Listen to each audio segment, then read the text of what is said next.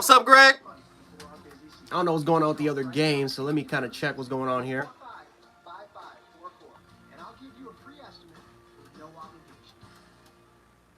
The Family Feud, weeknights at 7:30 on Fox 29. There's a lot of shitty games, man.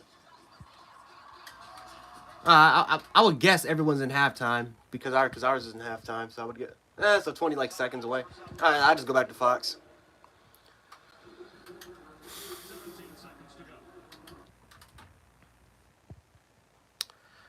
I'm not gonna lie to you guys. This is actually So it's definitely a solid game. I'm not gonna lie to you guys. If Quinn Ewers and Isaiah Nair was in this game, I think Texas would be up by 2 scores right now.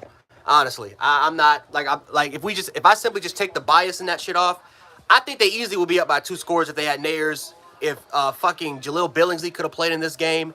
Like, Texas outplayed Alabama in the first half. We had a lot of mistakes, made a lot of mistakes, a lot of 2 deep. We try. I mean, Texas has been killing us with the 2 deep. Our receivers they can't get open. They can't get open, and it's so much that our offensive line can do because, like I said before, guys, this is not the best offensive line in the world. Let's be frank, guys. This is not the best offensive line in the world.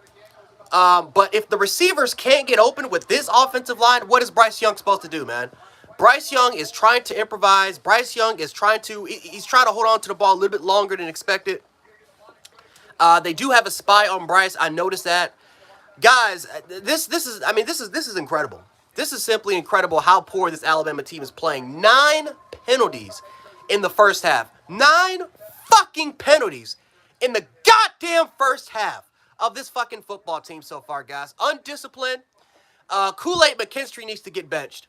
I don't know what the fuck. I don't care how injured Eli Ricks is. Kool-Aid, he's got to go. Kool-Aid literally had 5 PIs. 5 PIs, and I think only, 3 of those were caught? He probably had more. If I watched the All-22 cam, he probably had more. But Kool-Aid is getting burnt, absolutely destroyed by whatever receivers put on him, whether if it's Worthy or Winnington. It doesn't matter. He is getting murdered out there. Murdered. Kyrie Jackson, he did get beat by Kyrie Jackson, also getting burnt on a very similar route that Georgia did to us with Adonis Mitchell. Guys, this Alabama team, guys, this is why I've always said, I said this on Steven's stream on Fanatic Perspective. I talked about this last night with Ty from Around the Talk Sports when it was all the Texas guys in there. I said that this Bama team is not invincible. I said that when everyone kept saying that this Alabama team was going to be perfect, I said pump the goddamn brakes because there's 2 major question marks that I have for this football team so far. It is the offensive line and it's our secondary. And so far throughout this game, this offensive line, even though in pass pro they haven't been bad. They haven't been bad. They haven't been great either, but they haven't been bad. This secondary is fucking disgustingly awful. It's garbage. Awful.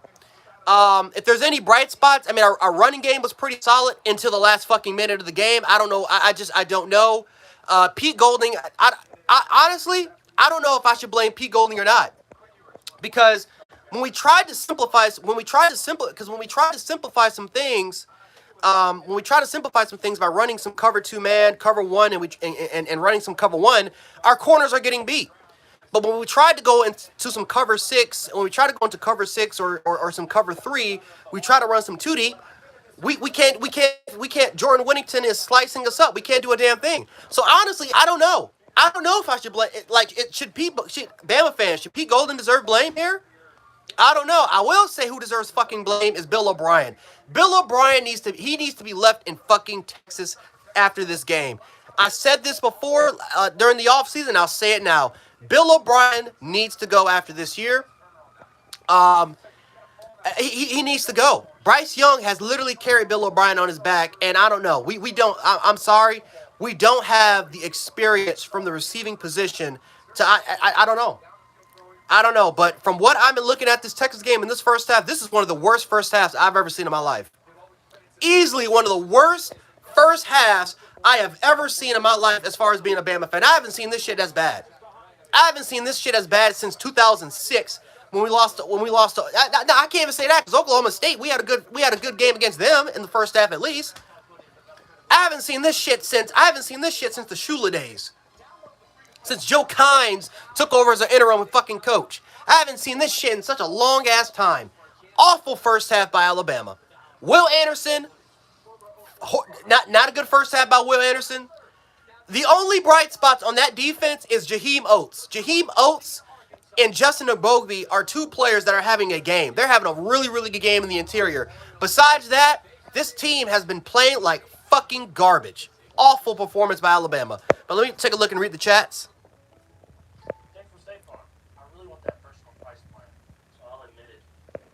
Oh, yeah.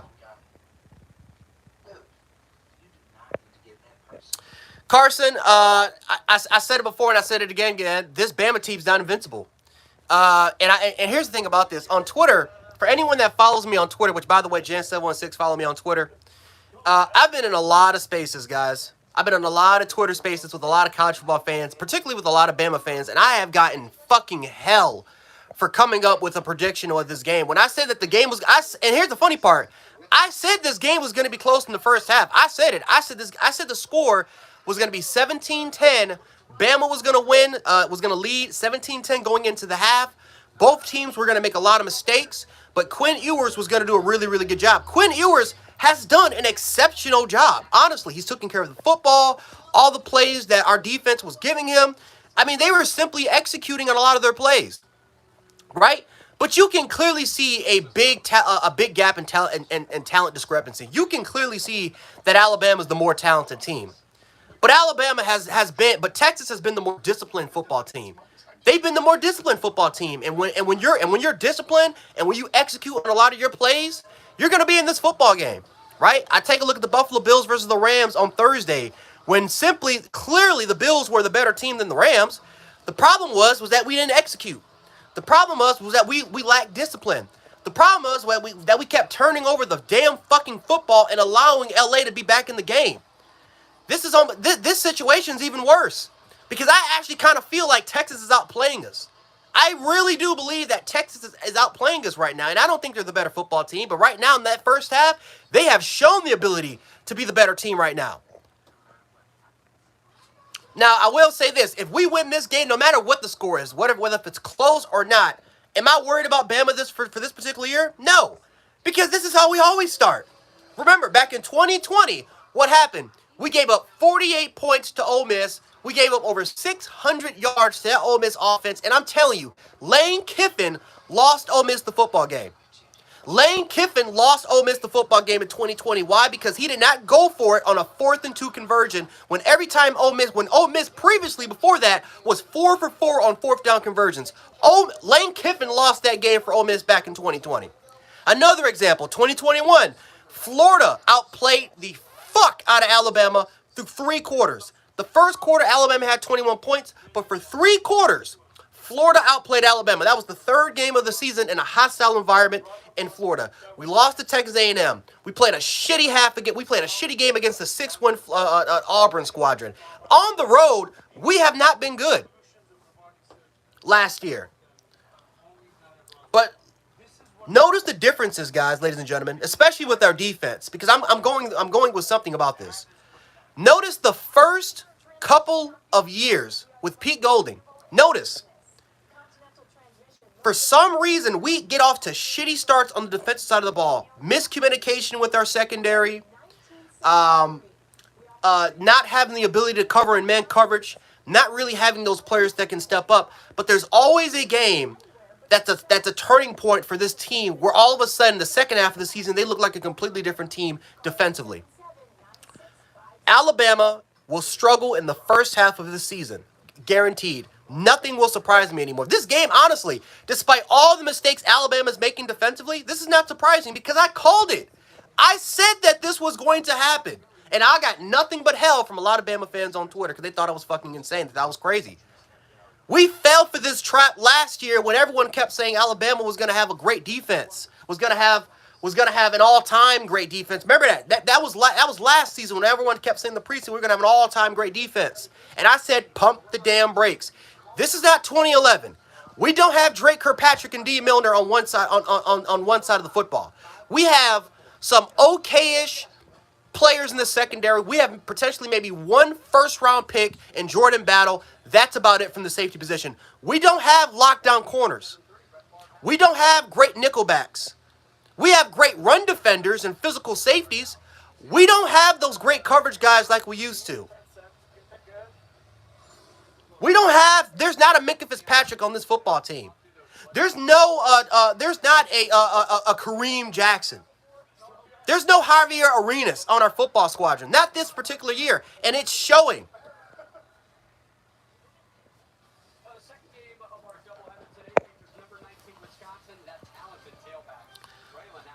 Chris, because Bill O'Brien is a fucking asshole. That's why. Bill O'Brien is a fucking idiot. Alabama has been running the ball pretty good. Here's the funny part. Whenever we are running the football, we are opening up those lanes. Now, I give credit. I give credit where credit is due, right? I give credit for Texas because those safeties and those linebackers, when they see those holes, they're closing in. So give credit to what Texas has been able to do. But the holes are there. The lanes are there. Matter of fact, you can legit make an argument that our running backs haven't played to our best of potential, right? Normally, not a lot of people blame the running backs. A lot of people love to blame the offensive line for the mistakes. But I think what a lot of people are not really blaming, they're not blaming the running backs. I honestly believe that there's been some open-ass holes that our running backs have not fully taken advantage of. So, overall-wise, guys, I mean, like I said, but the holes are there. The holes are there easily. We're not taking advantage of it. We're simply just not taking advantage. No, Bryce Young, he's holding on to the football. He's holding on to the football a little bit longer. He's trying to let these plays create, but again, the lanes have been there, right? Q, am I wrong about that? The lanes have been there for Bryce Young. Bryce Young is not taking off, and this was a big issue. Big issue from him last year, right? Our receivers are not getting open. They're not getting open, and when they are getting open, you can just tell that the inexperience factor is there. You can tell that this is going to take some time. This is going to take a lot of time for us to get used to. But I tell you what, guys, this second half, we better get our heads off our asses. We better come out fucking storming. I don't care if Quinn Ewers, which, by the way, I hope he's all right. I hope it's not going to be anything too significant. I don't think it was a dirty play. I do think that was the right call of that being a penalty. I do think, though, it was not malicious. Anyone that's played football before knows when you are going full speed to hit a quarterback, if you are there, literally right in their face, and that ball is still in their hands, you are going for the tackle. You're not going for the hit. You are going for the tackle. So I don't think that was a dirty hit. Quinn was literally jumping, was in the air throwing. He was trying to throw it away. I don't think he really needed to do that. Honestly, I think he just needed to kind of just stand his ground. He would have been all right. But that was just a play that, it's a flag, but I don't think it was malicious. Oh, Andy, I have 100% confidence that Bama will pull this game out. I have nothing but confidence that Bama will pull this game out. The problem though is the performance of this football team. That's the problem. And again, I predicted that this game was going to be pretty close. I said it. But seeing this shit in real time, it's pissing me off because because it's not just Bama versus Texas. It's not just Bama versus the referees. It's Bama versus themselves. This is what kills Bama. This is what will cost them in so many fucking games. It's killing themselves. And that's what we've been doing.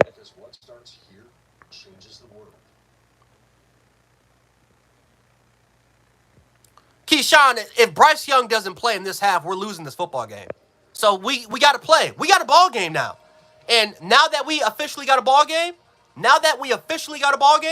Bryce Young's got to play.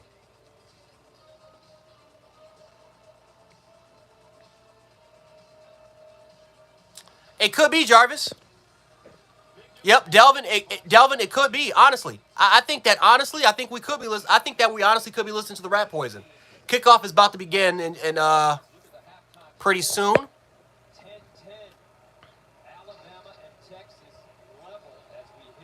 I agree.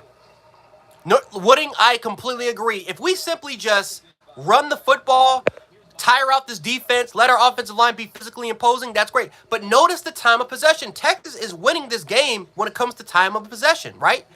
And I think another factor that not a lot of people talk about, I think this Bama defense is getting a little tired. I think they're tired. I think they're starting to get a little tired. It's frustrating, and they're in a hostile environment this early in the year where it's dry, right? Texas, right? It's dry. It's not really humid. It's pretty for the most part. Really, it can be a little dry at times. Hostile environment. But again, we seen the Florida game. We struggled in Florida week 3. We struggled against A&M. We struggled against Auburn. We struggled against LSU. This is not the only time that this is happening. This is why I say, guys, even though that it is a new season, we can only still bank off what happened last year because Utah State is not going to be the team that defines what Alabama looks like. We have to actually go against a real Power 5 opponent to see what we actually look like. And so far, this Bama team looks extremely sluggish.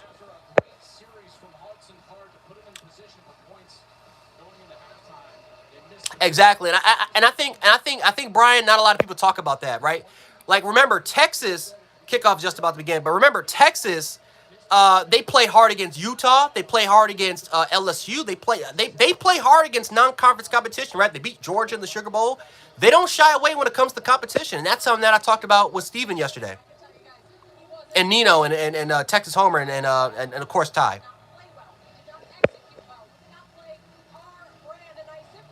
Yeah, I agree. This Bama pass rush has got to get it going too, guys. Our interior pass rush has actually been solid. It's the outside pass rush that needs to get a little bit better.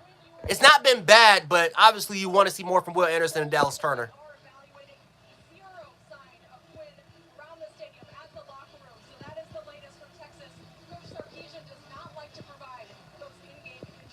Oh, yeah.